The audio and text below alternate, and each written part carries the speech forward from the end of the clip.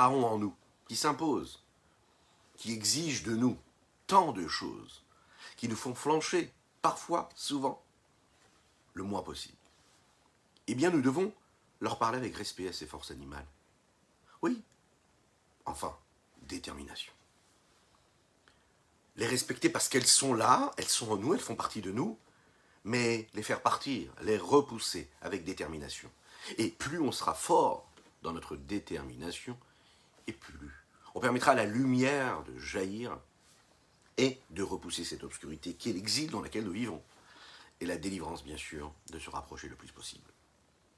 Boker Tov les Koulam, bonjour à toutes et à tous, je suis infiniment heureux de vous retrouver dans cette magnifique matinée que Dieu nous offre sur la terre. Merci à vous d'être présents. Je vous rappelle qu'il est important de partager, de liker, de commenter cette publication afin que nous soyons encore et toujours plus à étudier cette Sainte Torah. Aujourd'hui, nous sommes le 24 du mois de Tevet, la Iloula du Saint Maître Admor HaZaken, Rabbi Shneur Zalman de Luyadi, l'auteur du Tanya que nous étudions par la grâce de Dieu, le fondateur de la Chassidut Chabad. Allumez une bougie, dites un petit Lechaïm, étudiez la Torah aujourd'hui, faites une mitzvah en l'honneur de cette Iloula et prenez des forces. Prenons des forces pour intensifier notre étude de la Chassidut et notre comportement chassidique. Juste après, c'est quelques notes de Nigun. Ya ya ya ya ya ya ya ya ya ya ya ya ya. Ra ra ra ya ya ya ya ya ya ya ya yo. Ya ya ya ya ya ya ya ya ya ya ya ya. Da da ya ya ya ya ya ya ya ya ya ya. Da ya ya ya ya ya ya ya ya ya ya ya ya ya. Da ya ya ya ya ya ya ya. Ay ay ay ay ay ay ay ay. Ay, ay, ay, ay, ay, ay, ay, ay, ay. Da ya da ya ya ya ya ya ya ya ya ya ya ya ya. Ay, ay, ay, ay, ay, ay, ay, ay. Ay, ay, ay, ay, ay, ay, ay, ay, ay, ay, ay, ay, ay, ay, ay, ay. Dididoi, didida, ma, ma, ma, ma, ma, ma, ma, ma, didida, ya, ya, ya, ma, ya, ya, ya, ya. Ay, ay, ay, ay, ay, ay, ay, ay, ay, ay, ay, ay, ay. Da da da ya ya ya ya. Da da ya ya ya ya ya ya ya ya ya ya. Ay ay da da ya ya ya ya ya ya ya ya ya da yo. Da ya ya ya ya ya ya da da da ma ma ma ma. Ay, ay, ay, ay, ay, ay, ay, ay, ay, ay. Lechaim, lechaim, lechaim. Boker Tov à ceux qui nous rejoignent sur les différents réseaux, que Dieu vous bénisse. Le Rabbi Marash, le Rabbi Shmuel. Le Rabbi Shmuel, qui fait partie de cette dynastie Chabad, le Rabbi Shmuel, c'était le fils du Tzemar Tzedek, qui était le petit-fils du Admor HaZaken, Rabbi Shneur Zalman de Luyadi. Rabbi Shmuel, qui a eu pour fils le Rabbi Shalom Dovber, qui était lui le père du Rabbi Yosef Yitzhak, le précédent Rabbi de Lubavitch, le beau-père de notre saint maître et actuel Rabbi Menachem Mendel Schneerson. Il a dit un jour comme ça, il faut savoir une chose, qu'on ne peut pas se mentir à soi-même et on ne peut ruser personne. On ne peut pas ruser et tromper Dieu parce que Dieu sait tout, donc on ne peut pas le tromper. On ne peut pas tromper les hommes, notre entourage, parce qu'il faut savoir qu'un jour ou l'autre, la vérité se sait. On ne peut pas se tromper soi-même. Le seul qu'on peut tromper, c'est soi-même. Mais quelle idée d'aller tromper et d'aller ruser un idiot. Vous allez me dire, c'est dur de parler comme ça de soi. En effet, on peut se tromper soi-même, on peut être rusé avec soi-même, on peut se leurrer, on peut se mentir. Et à quoi ça sert de vivre dans le mensonge? Dieu, tu ne peux pas le tromper. Les autres, tu ne peux pas les tromper. Toi, tu peux te tromper, mais à quoi ça sert? Être vrai, c'est ce que la Chassidut nous apprend à faire. Et c'est ce qu'il va nous apprendre ici, à travers le Rabbi Shlomo Zalman, ce 13e chapitre du Tanya.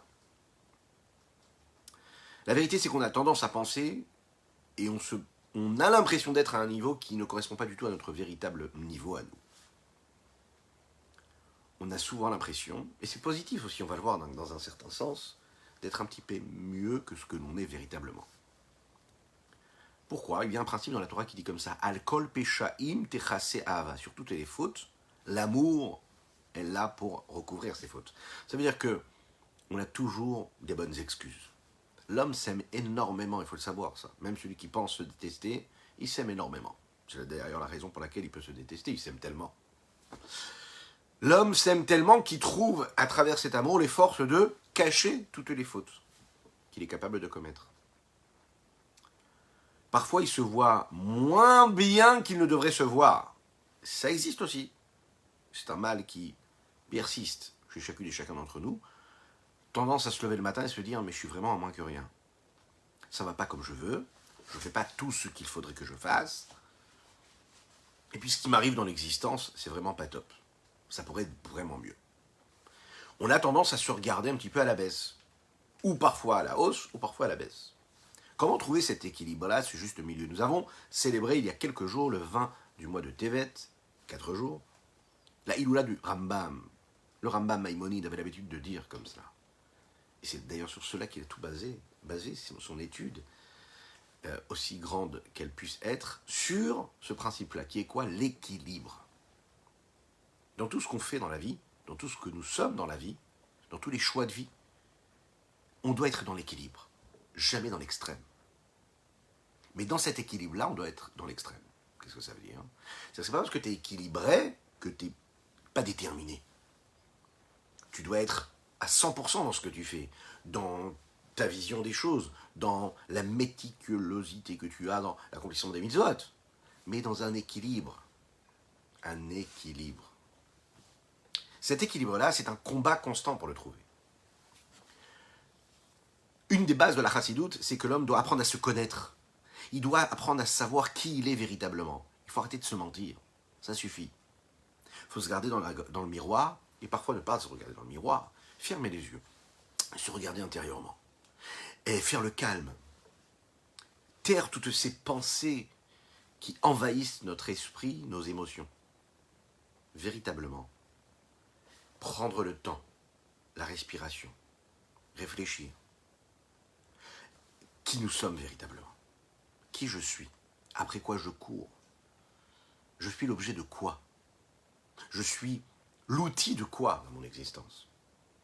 Apprendre à être vrai, c'est ce que le Rabbi de Lubavitch nous explique dans le Hayom Yom, vous savez, ce petit livre que le Rabbi de Lubavitch nous a laissé au jour le jour, qui donne à travers des dictons, des proverbes, des principes de vie essentiels, et qui dit comme ça, mot pour mot, nous allons le dire ici, la véritable route qu'un homme doit avoir, c'est qu'il doit apprendre à se connaître et connaître son essence. Apprendre à connaître ses faiblesses et ses défauts, mais aussi apprendre à connaître ses points forts et ses qualités. Écoutez bien la suite. Une fois qu'il sait ça, une fois qu'il connaît ses faiblesses, eh bien il doit les travailler. Il a mis tout à plat. Il sait quelles sont ses faiblesses. Quels sont ses défauts. Il va les travailler, concrètement, matériellement. Pas se dire, je vais vivre avec. Ça fait partie de mes défauts, mais j'ai aussi des qualités. Non, pas du tout.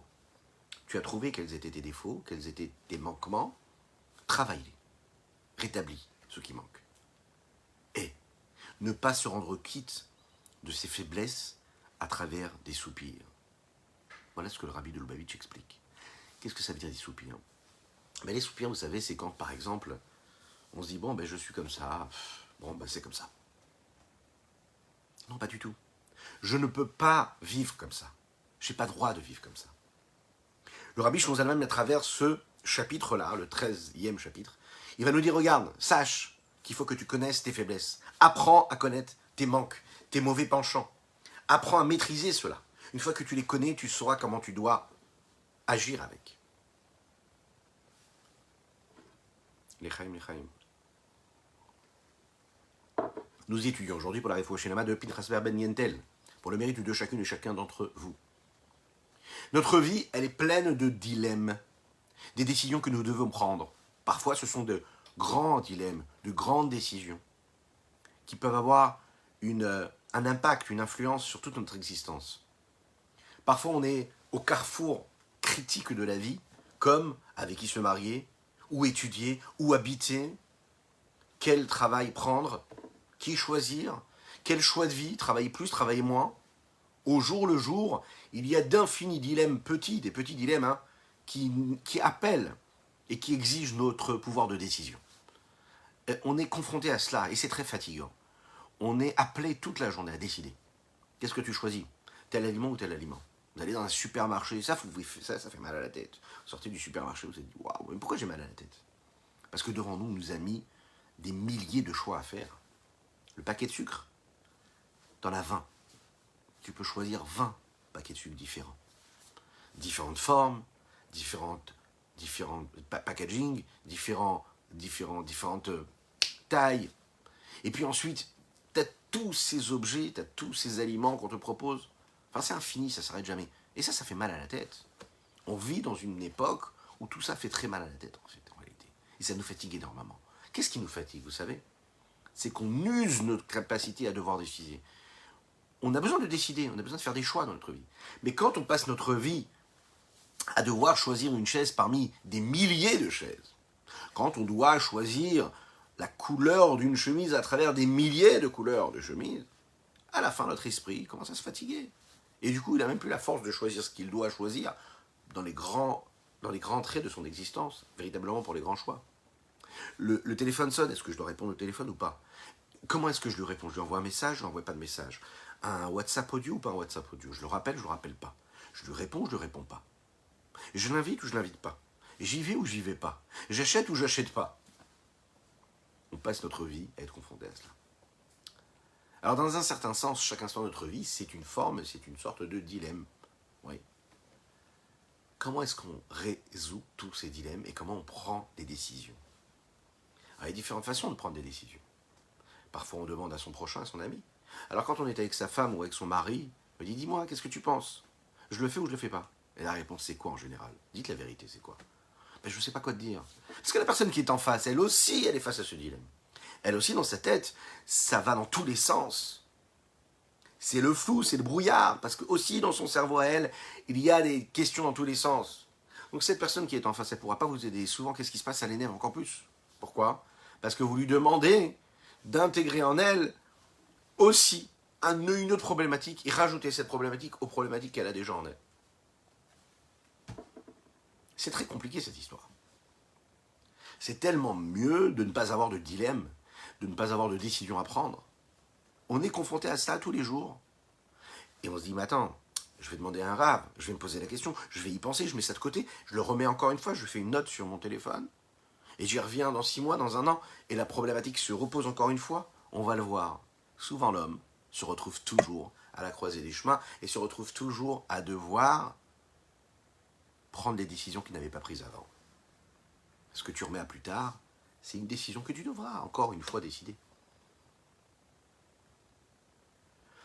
Comment identifier d'où viennent ces voix-là qui nourrissent ces dilemmes?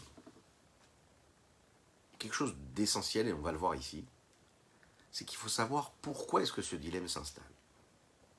De façon à écarter au maximum, le plus possible, le nombre de dilemmes et le nombre de décisions que l'on doit prendre.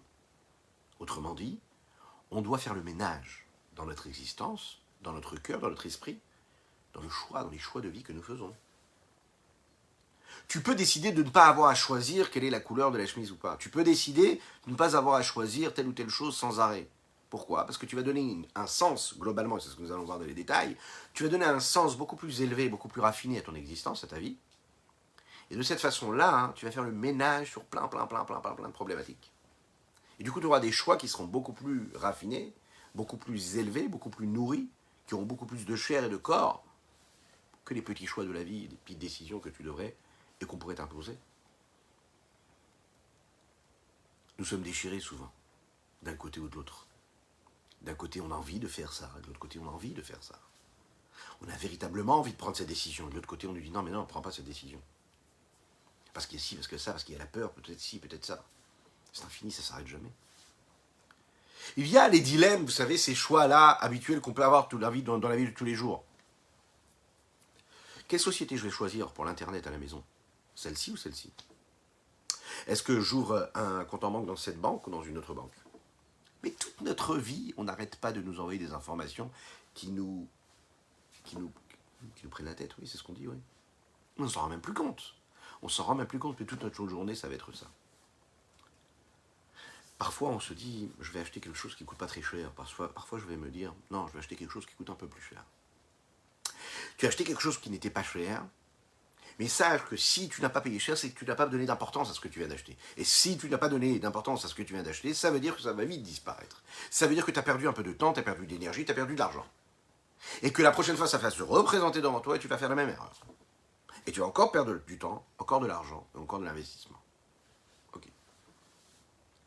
Tu vas choisir quelque chose qui est nécessaire pour toi. Et là, tu vas choisir de payer cher, quelque chose, pas parce que c'est de la marque ou quoi que ce soit, mais parce que, pardon, mais parce que c'est important, parce que c'est de la qualité. Donc tu as fait le bon choix, et ce qui va te permettre d'écarter ça de ton cerveau, et de savoir qu'à chaque fois que tu vas utiliser tel ou tel objet, à chaque fois que tu vas porter tel ou tel vêtement, eh bien tu es sûr de ne pas avoir quelque chose qui est dans une forme d'obsolescence programmée, quelque chose qui va se permettre de perdurer.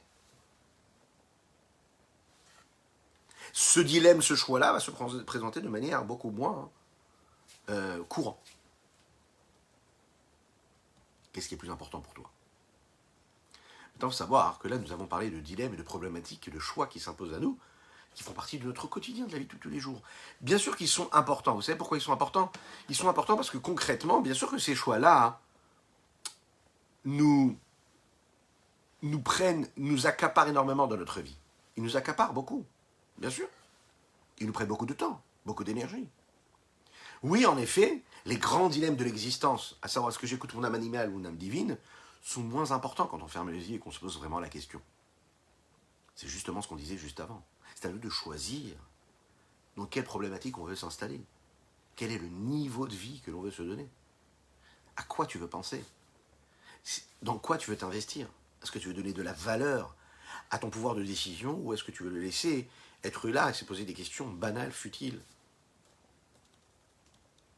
La nefesh haba'amit, l'âme animale, c'est celle qui est égoïste, qui se pose toujours la question, vous vous en souvenez de ces questions-là, quel est mon intérêt personnel dans cette histoire? Qu'est-ce que ça va m'apporter? Où est-ce que je me trouve le mieux? Me sentir bien. La nefesh elokit, l'âme divine, elle est pure, elle se pose autre chose, elle se dit, quelle est ma mission dans le monde? Cette journée qui commence, comment est-ce que je vais accomplir la volonté de Dieu? Comment je vais accomplir la mission par laquelle Dieu m'a mis sur terre?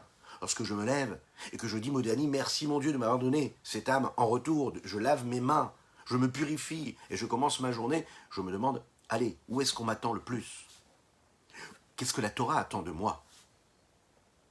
Comment je vais faire en sorte que même si mon corps me fait un petit peu mal, mon esprit est lucide? Pourquoi? Parce que je sais que j'ai une mission sur terre. Ça, c'est un véritable dilemme. C'est du dilemme qui a du sens. C'est pas un dilemme qui est là à se dire qu'est-ce que j'achète, cet objet ou cet objet? Parfois, c'est très facile de savoir quels sont les plus facile avant de décider, de détecter quels sont les deux côtés qui sont l'un et l'autre. L'un avec l'autre, l'un contre l'autre de ce dilemme. C'est pas facile toujours de les détecter. Parfois, c'est très facile. En fait, c'est simple ce qu'il faut se dire. Si on est capable de se poser cette question-là, j'ai envie, c'est l'âme animale. Je dois faire, c'est l'âme divine. Alors c'est un réflexe qu'on doit avoir, on doit toujours se dire cela. Et vous savez, on s'évite énormément de problèmes. On s'épargne énormément d'efforts, de perte de temps en réalité quand on est capable de se poser ces questions-là. Parce que tout ce qui est engendré par la réponse à ces questions-là sera beaucoup plus facilement gérable. Ou sinon après on est confronté à chaque problème qui va se poser sur le chemin de l'accomplissement de assouvir ce que j'ai envie de faire ou de vivre, ou bien assouvir ce que Dieu attend de moi.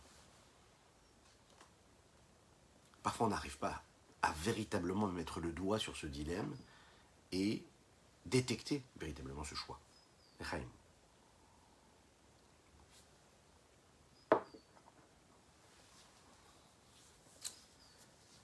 Ou basé Yuvan, c'est ce que le Rabbi Shlomo Zalman va nous dire ici. C'est une expression qu'on va rencontrer souvent en début de chapitre ou même en milieu de chapitre du Rabbi Shlomo Zalman, si Dieu ne me trompe pas, dans les chapitres qui vont arriver. Après cette introduction assez élaborée et approfondie que nous avons fait dans ces chapitres précédents, le Admor HaZaken nous a permis de faire connaissance avec notre âme. Là, le Rabbi Shlomo Zalman retourne un petit peu en arrière et va décrire quelles sont les définitions véritables et différentes et variées qu'il y a chez le Tzadik, chez le Racha et le Benoni. Répondre à différentes questions qui ont été posées dans le premier chapitre du Tanya.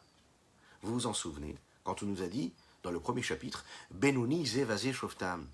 Le Benoni, celui qui est intermédiaire, lui, il a des juges en lui, qui eux, en réalité, sont très précis, puisque parfois ils vont lui dire, va de ce côté, va de l'autre. Donc c'est les deux, il est les deux en même temps. Quelle est la différence entre un juge, vous savez, et un gouverneur? Celui qui maîtrise. C'est lui qui gouverne, c'est celui qui fixe, qui décide, c'est le décideur. Le juge, lui, il apporte un avis. C'est la raison pour laquelle il y a de véritables problèmes dans les démocraties aujourd'hui. On se rend compte qu'en fait, le pouvoir des juges, parfois, dépasse le pouvoir des décideurs. Et là, ça devient très dangereux, parce que le juge, il est censé avoir un avis, alors que le gouverneur, celui qui gouverne et qui préside, lui a la capacité de distinction, il a le pouvoir, parce qu'il est le décideur, de distinguer quels sont les avis divers et variés. Et nous vivons à une époque où, dans ces démocraties-là, les juges, parfois, imposent leur idée, et comme ils ont le pouvoir, imposent le pouvoir en fonction de leurs idées. Et ça peut être très dangereux, même dans une démocratie. Le juge, lui, est là donc pour apporter son idée.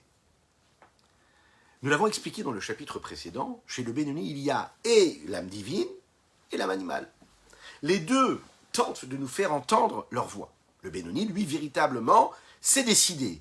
Ok, parfait, j'entends le juge positif, j'entends le juge négatif, j'entends ces deux voix-là, mais je décide de suivre le chemin de Dieu. Je décide de détecter quels sont les vêtements que l'âme animale porte, et je vois comment est-ce que cet âme animale peut se cacher parfois. Parfois, elle s'habille, vous savez, avec une véritable barbe, un chapeau, etc.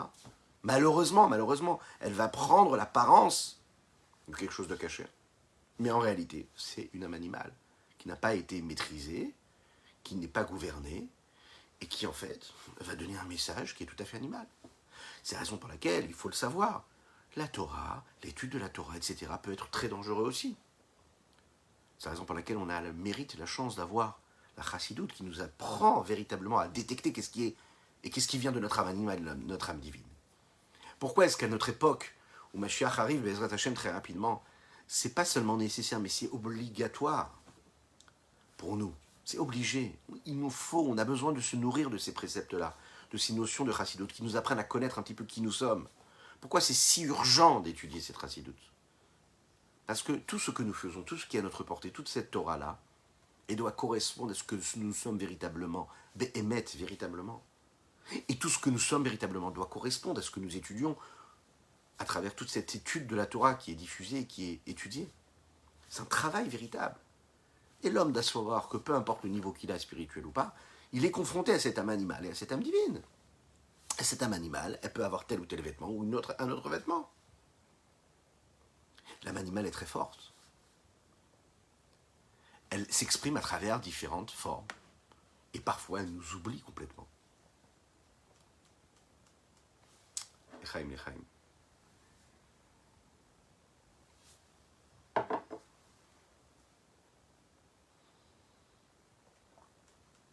Que Dieu nous donne les forces. La description qu'on est capable de donner de ces deux juges-là, l'âme animale qui, elle, est là pour pousser émotionnellement l'homme à faire telle ou telle chose, c'est-à-dire à le jeter dans le territoire du cœur.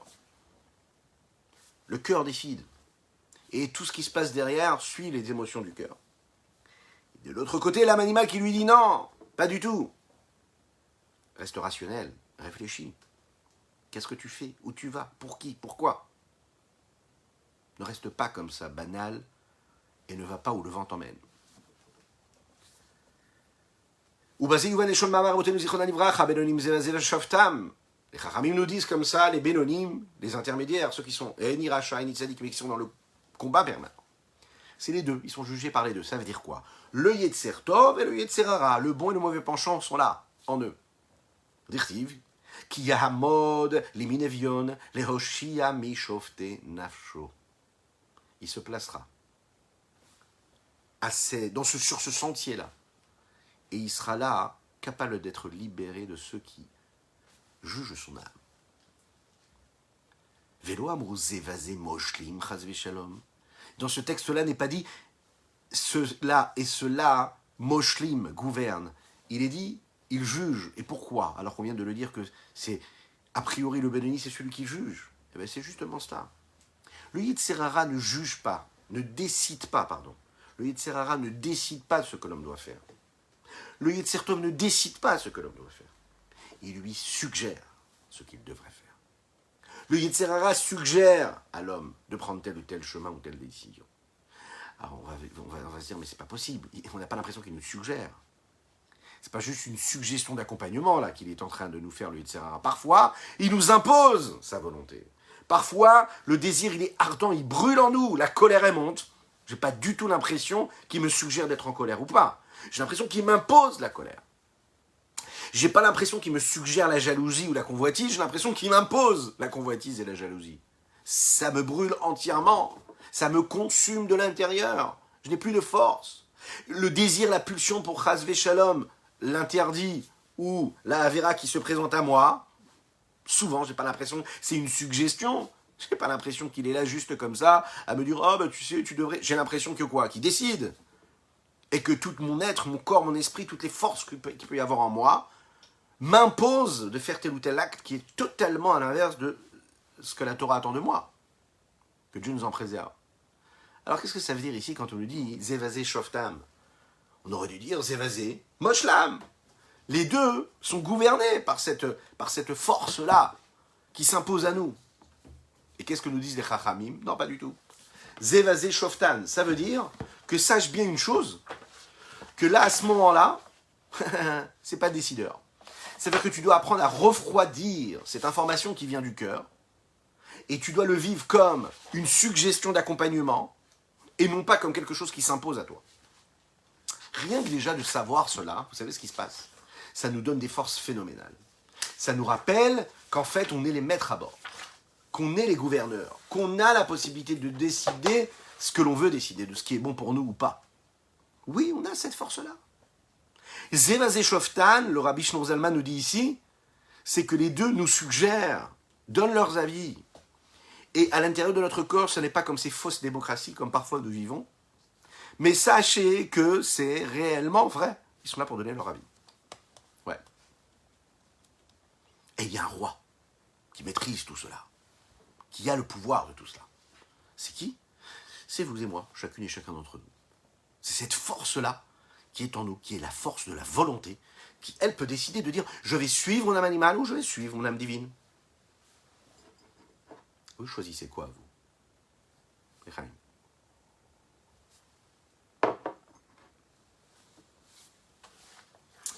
Regardons ce que dit le texte.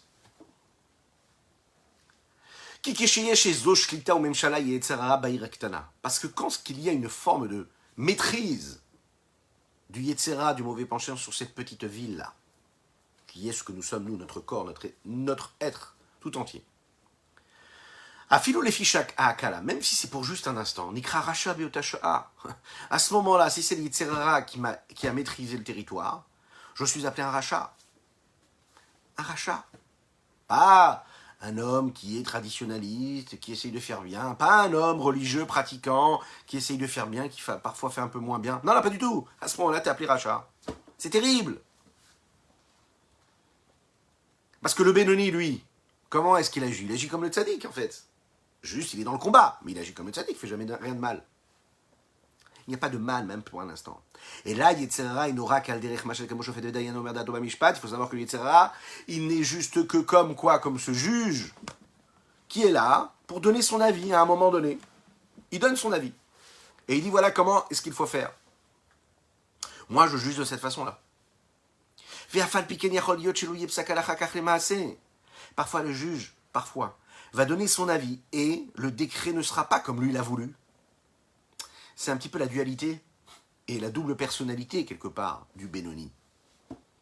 Shofte nafsho, ça veut dire il y a en lui différents avis qui se déclarent, mais dans le Benoni, il y en a un seul qui va décider. Donc différents avis, mais un seul qui décide. La conclusion n'est pas obligatoirement comme celle que tel ou tel juge aura donné, l'avis qu'il aura donné. Pourquoi? Vous savez pourquoi? Parce que de la même manière que tel juge a donné tel avis, il y a un autre juge qui va donner tel avis. Et entre les deux, qu'est-ce qu'il faut? Il faut qu'il y ait une troisième force qui vient décider quel avis on va choisir. Et l'avis qui sera choisi, c'est l'avis de Dieu. C'est l'avis d'Akadosh Baruch Hu qui est au-dessus de tout. Va halakha kedivre amachria. On sait qu'à la fin de ce jugement halachique, la conclusion correspond à celui qui a décidé quel est l'avis que nous devrions suivre. Donc les autres avis, vous savez, celles qui ont dit non, c'est pas comme ci, ou non, c'est pas comme ça, n'existent plus, deviennent obsolètes complètement. Pourquoi? Parce que celui qui est au-dessus des deux avis différents, qui a décidé, lui seul a donné l'avis que l'on doit suivre. C'est ce qui se passe chez l'homme.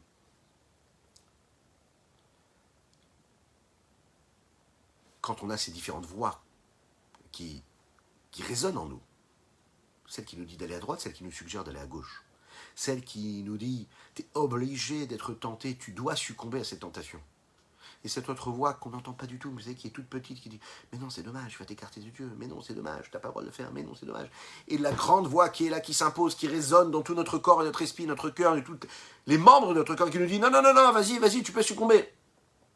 Ça n'est que des voix, une contre l'autre.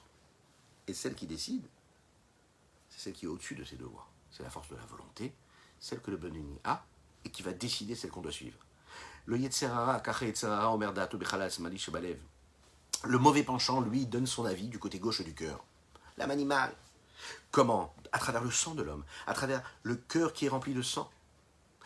Et de par cette vie, cette vitalité, cet oxygène qu'il a dans le sang, qui vibre dans son sang, et qui irrigue et qui oxygène cette vitalité qu'il a dans le corps, il y a quoi?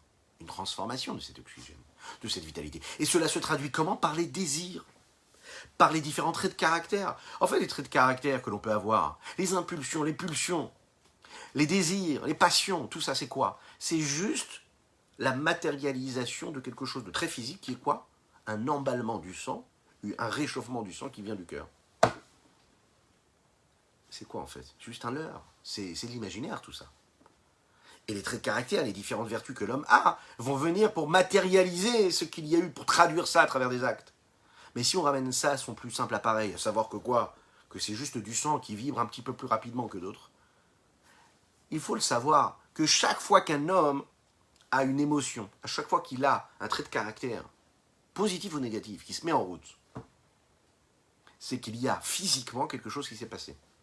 Et si on met un scanner comme ça, et on voit l'homme à chaque fois qu'il a un désir, une pulsion, à chaque fois qu'il a de la colère, à chaque fois qu'il a de l'envie, à chaque fois qu'il a de l'amour, à chaque fois qu'il a une détestation, à chaque fois qu'il éprouve quelque chose, on sera capable de voir, c'est la chassidoute qui nous le dit, hein, le cœur s'emballe, le sang se réchauffe.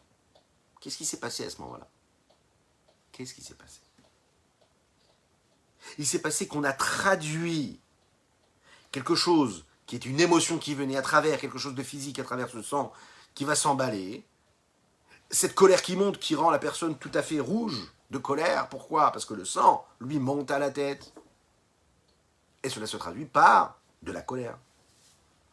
Mais si je suis capable de comprendre et de voir ce qui se passe physiologiquement, intérieurement ou même dans mon intellect à ce moment-là, et je comprends que j'ai le pouvoir d'être à l'extérieur de ça, de maîtriser, de réguler à travers une respiration calme. Ouais. Prendre le pouvoir de chaque chose. Prendre le pouvoir de cet emballement-là sanguin, eh ben, on verra que tous ces traits de caractère que j'ai en moi, toutes ces émotions, auront beaucoup moins droit au chapitre, et elles seront disposées à suivre la vie que l'intellect, que la volonté va leur donner.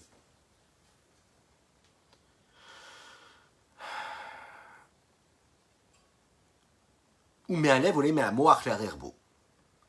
Cet avis-là qui vient du cœur et des émotions envoie un signal émotionnel qui va monter jusqu'au cerveau, afin que ce cerveau lui permette de s'ouvrir, de s'approfondir, de prendre corps, arriver jusqu'à une forme de conscience, et afin que le cerveau puisse accepter cette pulsion qui vient du cœur.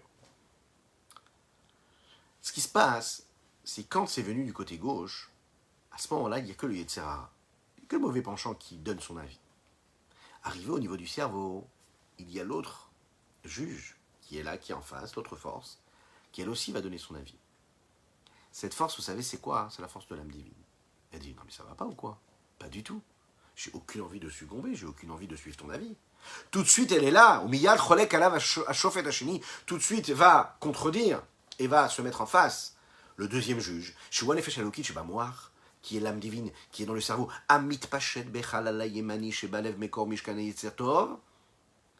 elle, cette nefesh elokit, cette âme divine qui est dans le cerveau et qui se diffuse dans le côté droit du cœur, là où se trouve le bon penchant. Bien sûr que, quand on regarde les traits de caractère, on a vraiment l'impression que l'âme animale a beaucoup plus de force que l'âme divine, on est d'accord. Mais il faut savoir qu'il y a quand même une réponse qui vient de la force contraire, qui est la force de l'âme divine, qui n'est pas du tout d'accord avec ce que propose l'âme animale, qui elle vient du côté gauche du cœur. Et il y a un combat qui se joue à ce moment-là, comme le dit le Rav Adin Even Israël, dans ses explications du Danya. Le Benoni, lui, halakha qui est livré à Machria. C'est un principe que la halakha, qu'est-ce qu'on suit dans un décret rabbinique? On suit celui qui va être au-dessus des deux avis, qui va dire, voilà l'avis que l'on doit suivre. Et même si un des avis avait raison, on ne le suivra pas, et il disparaît, il est obsolète. Ça, c'est la force de la halakha. Qui c'est qui juge maintenant? Qui c'est qui est au-dessus du nefesh elokit et du nefesh abami? Qui est au-dessus de l'âme animale et de l'âme divine? Vous savez qui c'est? C'est Dieu.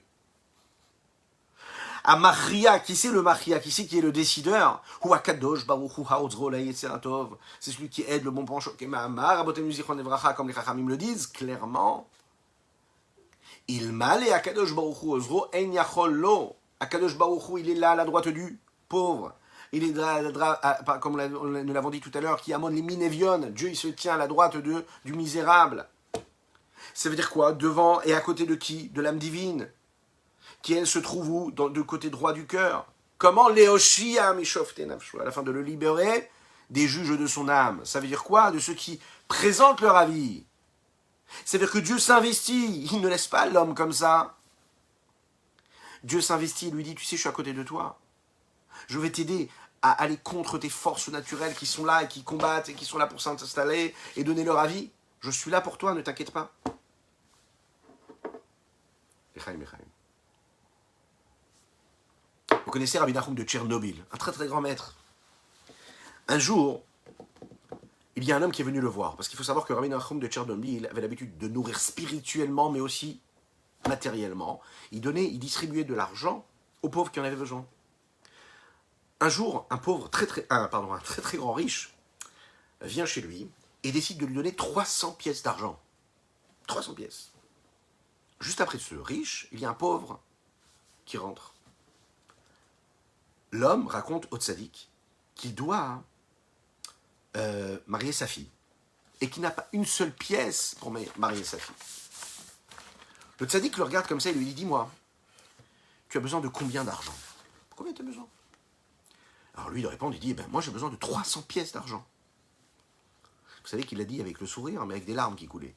Bah oui, imaginez un petit peu, il doit marier sa fille, que Dieu fasse que chacun ait tout ce qu'il faut, matériellement et spirituellement, physiquement, pour marier ses enfants, des Hashem dans l'opulence matérielle et spirituelle. Dites Amen ve Amen, c'est important. Il faut dire Amen ve Amen. Oui, c'est important.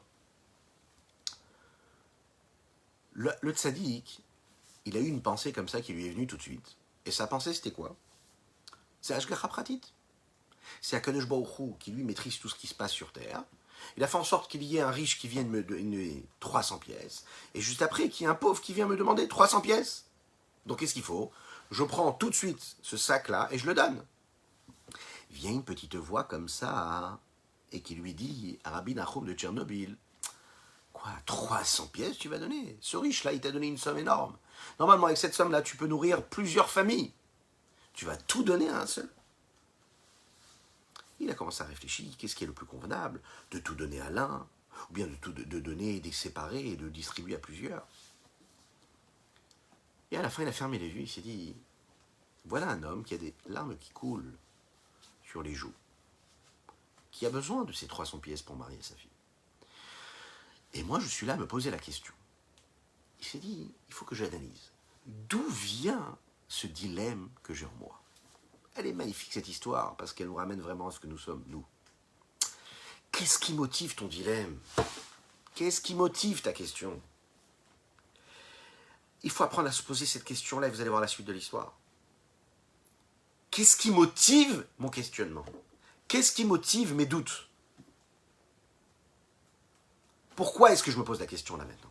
Pourquoi est-ce que je me pose la question de savoir quelle paire de baskets je vais acheter à mon fils? Ou quelle est la paire de chaussures que je vais choisir? Quelle est la marque? Pourquoi? Qu'est-ce qui motive ce questionnement, ce doute? Ça peut paraître banal, une paire de baskets ou une paire de chaussures. Mais il y a des choix qui sont beaucoup plus importants et qui nécessitent aussi cette question-là.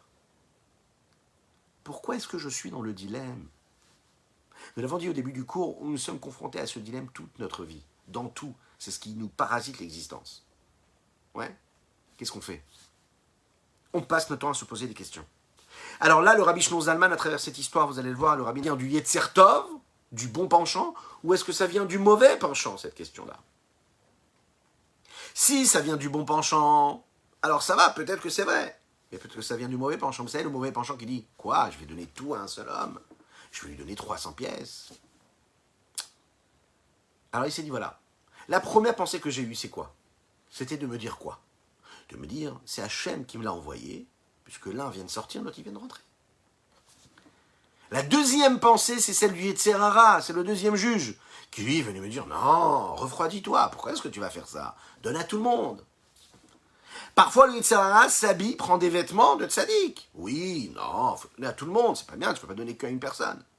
Mais en fait, sache qu'à ce moment-là, c'est pas du tout positif ce qui est en train de se passer.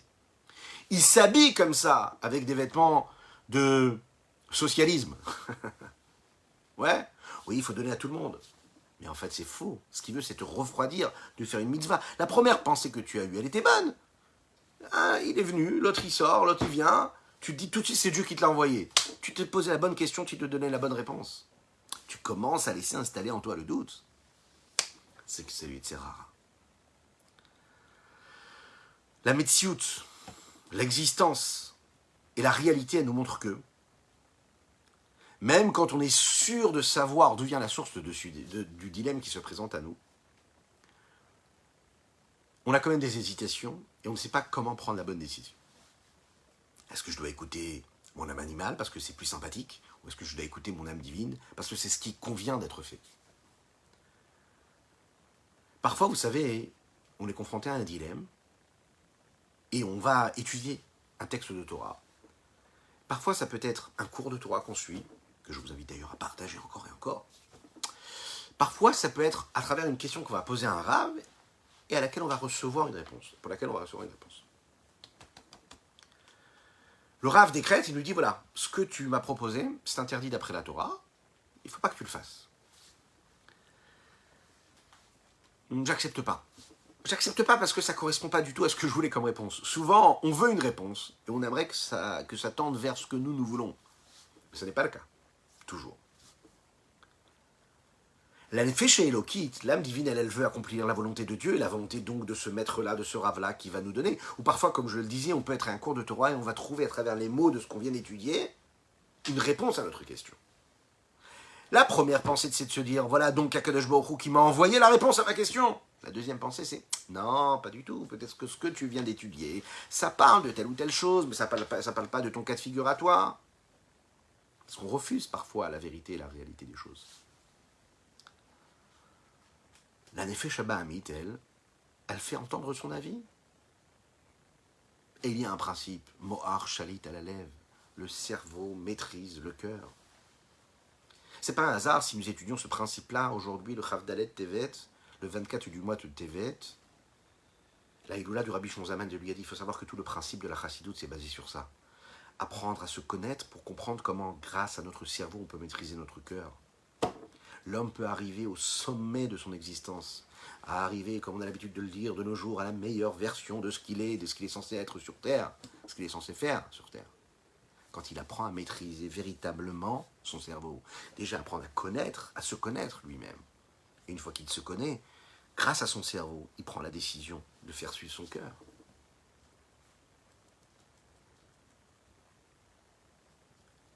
Vous avez d'un côté le cerveau, de l'autre côté vous avez le cœur. Le cœur, lui, désire quelque chose, le cerveau repousse cela avec force.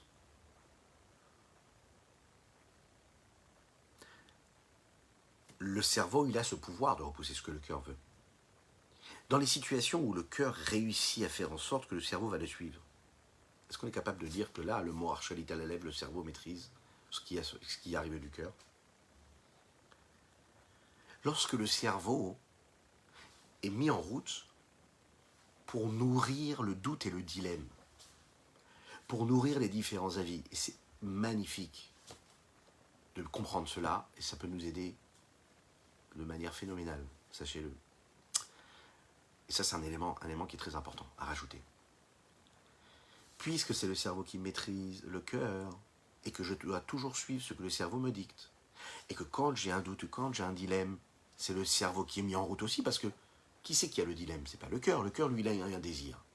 Lorsqu'il y a du doute, lorsqu'il y a une réflexion, une remise en question, lorsqu'il y a analyse, ben c'est une analyse qui est cérébrale, intellectuelle. Donc a priori, c'est quoi? C'est le cerveau. Vient la chassidoute et elle vient te dire que quand tu vois que le doute arrive en toi et que la suggestion arrive et que la réflexion arrive et que le doute arrive et que le dilemme s'impose à toi, eh bien il faut savoir le détecter et savoir que ça peut être la voix du mauvais penchant qui s'exprime à travers ton cerveau. Et parfois, le Yetzer Hara, comme tu lui as donné la possibilité de faire entendre sa voix et son avis, tu as donné une forme de légitimité à son avis. Et donc, le Yetzer Hara, lui, n'est plus tout seul. Il y a aussi le Yetzer Tov, mais le Yetzer Tov n'est plus aussi, lui aussi tout seul comme il l'était dans le cerveau avant. Puisque le lieu de résidence à la base de la Nefesh Elokit, de l'âme divine, c'est où? C'est dans le cerveau. Mais elle était toute seule. Mais toi, comme tu as laissé le cœur s'installer et lui dicter sa pulsion, sa volonté, et que cette âme animale, tu l'as laissé monter jusqu'à ce cerveau, pourquoi? Parce que tu as laissé le doute entrer. Donc tu as fait en sorte que le doute, qu'est-ce que c'est le doute en réalité? C'est pour ça que le doute, c'est très très grave. On ne doit pas être dans le doute. Le dilemme, c'est déjà une forme d'installation même de possibilité que tu as laissée à l'âme animale de s'exprimer. Ou cérébralement. Elle l'était au niveau du cœur, et au niveau du cœur, tu maîtrises, le cœur c'est là, le cerveau c'est là.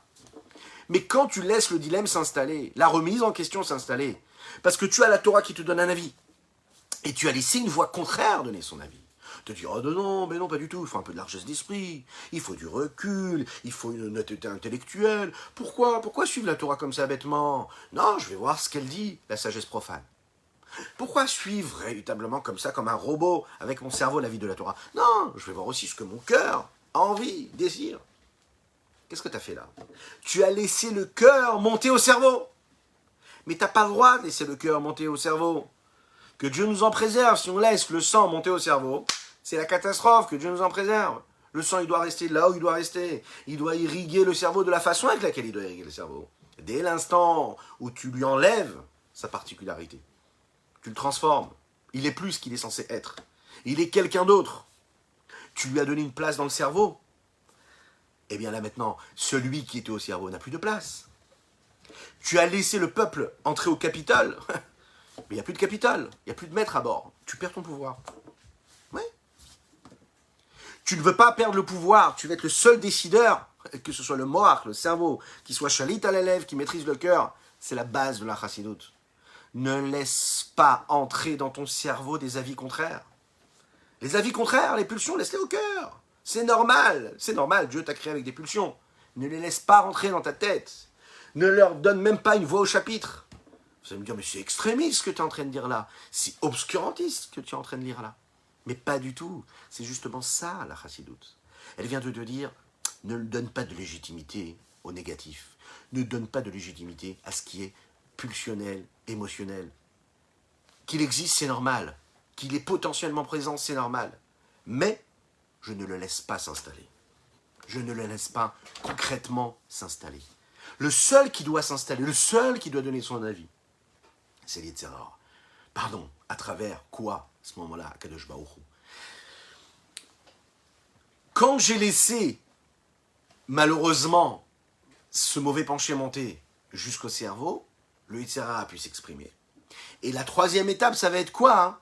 Le troisième qui va décider, c'est Akadosh Baruch Hu. C'est ce qu'il nous a dit ici, le Rabbi Shlomo Zalman.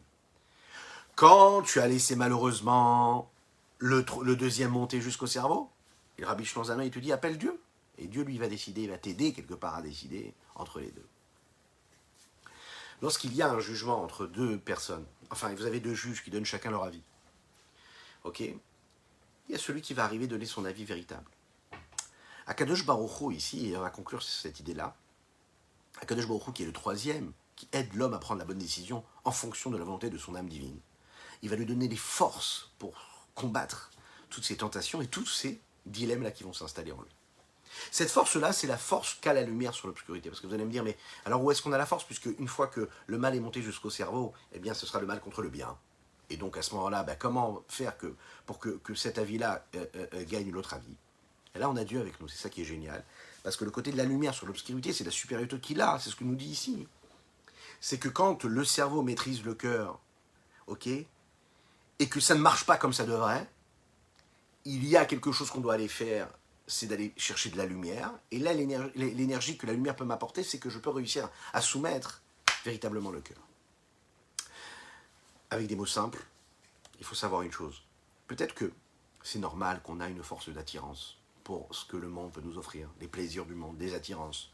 C'est sûr que la pulsion première, c'est quoi? C'est de me mettre en colère quand il y a des situations qui ne me plaisent pas. C'est d'avoir de la convoitise, de la jalousie, de la détestation, de la haine, tout ce qui est négatif. On ne va pas faire la liste, il y en a tellement. Bien sûr que quand on se lève le matin, on regarde le monde autour de nous, on se regarde soi-même aussi, on a l'impression beaucoup que ce monde-là court après du vent, après ce qui disparaît, après ces ombres qui disparaissent. On a vraiment l'impression d'être dans ce shaker, dans ce mensonge-là de ce monde-là. Mais il faut savoir que le sens que la Torah est censée nous donner, cette vérité-là, elle existe. On donne la force à l'homme de se maintenir, de se contenir. On lui donne, il faut savoir qu'on a cette force. Ah, t'es tombé hier, t'es tombé avant-hier, t'es tombé avant-hier. Tu remarques que les choix de vie que tu as fait dans ton existence sont complètement dans cette vanité-là, dans ce qui n'a pas de consistance. Peut-être. C'est pas grave. Sois conscient que tu as quand même les forces de te contenir et de ne pas laisser tomber. Pour recevoir ces forces-là, pour aller à contre-courant, pour accomplir la volonté de Dieu, pour ne pas ressembler aux autres, oui, parfois, souvent, l'homme doit se relier et doit se nourrir. Et comment on va chercher ces forces-là? On va prier Dieu. Prier Dieu, c'est se reconnecter à Kadosh Baruch Hu. Mieux prier, plus prier. On va encore plus étudier la Torah. Mieux étudier la Torah. Et mieux étudier la Torah en étant conscient de ce que ça veut dire étudier la Torah. Pas juste parce que c'est une sagesse spirituelle ou intellectuelle, cérébrale, mais parce qu'avec la Torah, je m'attache à Dieu. Et que moi, dans cette histoire-là, je ne suis rien. Je suis juste l'outil et le moyen d'expression qui permet à mon âme de se connecter à Dieu. Moi, je suis rien. Et quand je suis dans cette dimension-là, dans cet état d'esprit-là, je ne cherche pas de kavod, je ne cherche pas d'honneur, je ne cherche pas de fierté, je ne cherche pas à être, je ne cherche pas à exister. Je ne suis rien, je suis juste l'outil de Dieu. Je suis juste ce petit marteau que prend le menuisier lorsqu'il est en train de mettre un clou sur du bois. Je suis juste cet outil-là qui permet à celui qui fait flancher cette barre de fer avec son chalumeau. Je suis juste ça, je suis rien. Et si je suis rien, peu importe ce qui s'est passé dans mon existence, peu importe ce que je fais dans mon existence, peu importe, ça peut être quelque chose d'énorme, de grand, de magnifique, de beau. Ça peut être Hasvi Khalila, quelque chose qui est complètement l'inverse de la volonté de Dieu. Jamais au grand jamais, je peux penser que j'ai la possibilité de maîtriser, d'être ce que je suis en fonction de ce que je suis moi. Je suis juste l'outil de Dieu. J'ai été amené ici, j'ai fait ci ou j'ai fait ça, je suis juste l'outil de Dieu. Je laisse Akadosh Baruch Hu décider de ce qui doit se passer ou de ce qui doit être de ma vie. Ça, cette forme de modestie, cette forme d'humilité-là, on peut l'acquérir. Vous savez comment? À travers les préceptes de la chassidoute, à travers cette capacité que la chassidoute a de nous rappeler que nous sommes une âme divine, une âme animale, que nous sommes avec ce cerveau-là qui peut maîtriser les pulsions de notre cœur. Oui, c'est possible. Que nous avons le devoir de s'assumer, de s'assimiler complètement à cette mission-là que nous avons, qui est quoi? De s'annuler devant Dieu. De faire exister non pas le Ani, le moi, Aleph, Nun, Yud, mais le Aïn, de prendre conscience que ce moi que nous avons, c'est le néant qui est en fait le néant face au divin qui est lui l'existant, et qui face à cet existant-là, rien n'est d'autre, et donc il n'y a rien que Dieu, vous imaginez? Je vais me nourrir comment? Comment trouver ces forces-là? Ce que la Chassidoute nous dit, prendre une pièce, la mettre dans la tzedaka, aider un autre juif. Ces petits gestes-là, c'est pas juste. Ok, aujourd'hui j'ai été amené à faire une mitzvah, c'est bien. Mais sache que quand tu as fait cette mitzvah-là, ça te donnait des forces pour ne pas tomber vers une autre avéra qui peut se présenter à toi. C'est un cadeau que Dieu nous donne quand il nous donne la possibilité de faire une mitzvah. Et ça, on ne s'en rend pas compte. Dieu t'a donné ce cadeau, mais cours après ce cadeau-là. Ah non, tu le laisses, tu dis non, c'est pas grave. Un autre, il prendra. Mais ça veut dire quoi? Tu as l'occasion de t'enrichir. Prends tout de suite. Parce que quand tu prends cette force-là, cette mitzvah-là, tu as pris une source d'énergie qui te permettra de continuer ta route. Vous savez, c'est comme dans les jeux vidéo. Les anciens, parce que moi je m'en souviens que des très anciens, où vous êtes en train d'évoluer comme ça, et puis lorsque vous prenez, vous mangez comme ça une vie, vous gagnez des vies comme ça. Et plus vous prenez des vies, plus vous grandissez. Ouais. Ben c'est pareil, une mitzvah qui se présente, c'est plus d'énergie. C'est pas juste une mitzvah que tu as fait. C'est une mitzvah qui te donne la force de faire en sorte de ne pas tomber face à celui qui va se présenter à toi, face à cette épreuve qui peut se présenter à toi. Alors que face aujourd'hui à Kadosh Baruch Hu, on va dire les Chaim, et on va demander au Admor Zaken, Rabbi Shlomo Zalman de Liadi, dont c'est la Iloula aujourd'hui. Vous savez que le jour de la Iloula, il y a énormément de force qui descend d'ici-bas sur terre, qu'on ait la force de comprendre chaque petite virgule de son Sefer Atania que nous étudions par la grâce de Dieu.